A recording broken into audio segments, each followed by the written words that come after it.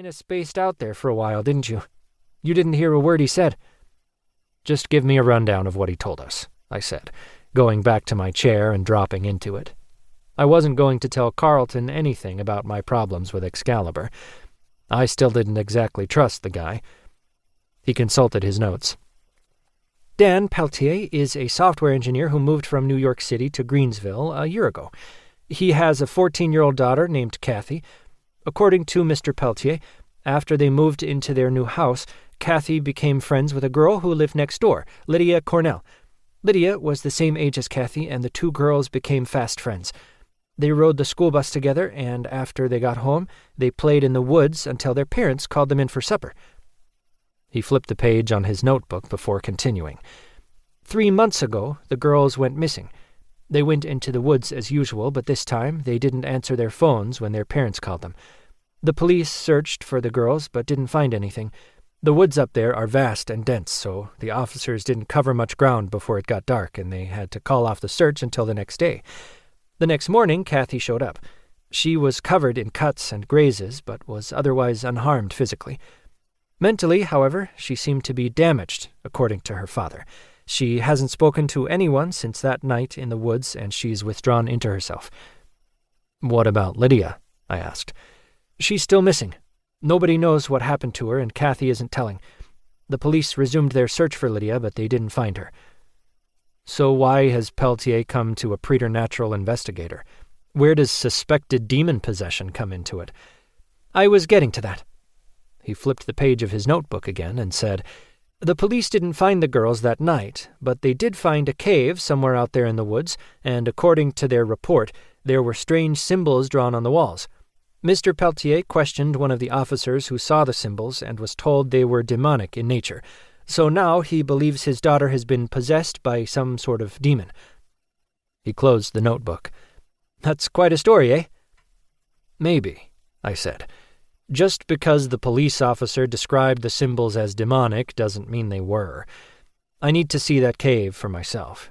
I also need to see Kathy Peltier.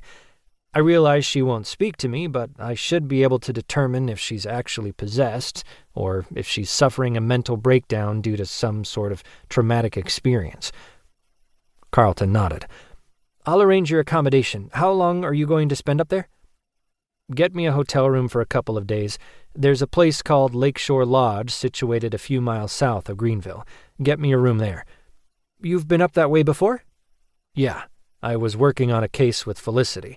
There was some trouble at a mental health facility called Butterfly Heights." "Oh," he said, flipping back through the notebook.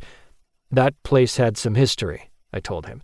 "It was originally called the Pinewood Heights Asylum, and the Midnight Cabal were carrying out a secret project in the basement. That ended in 1942, when a patient named Henry Fields murdered 9 members of staff, and the place was closed down. Fields used his occult knowledge to transport his soul into the Shadowland, and he became Mr. Scary."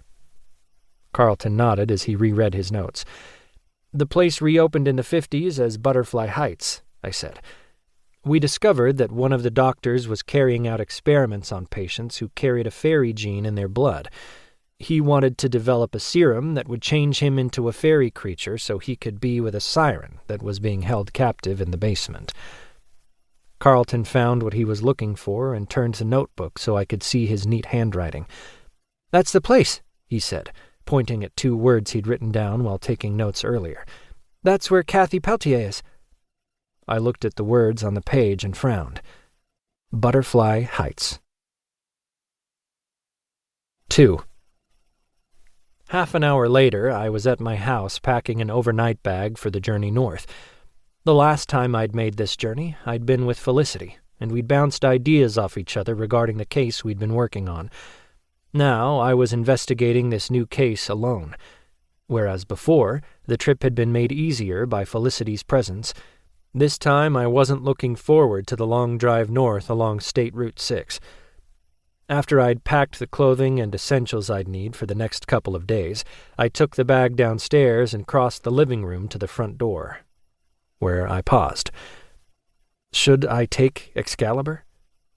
I had no reason to believe I was going to get into any physical conflict while investigating this case.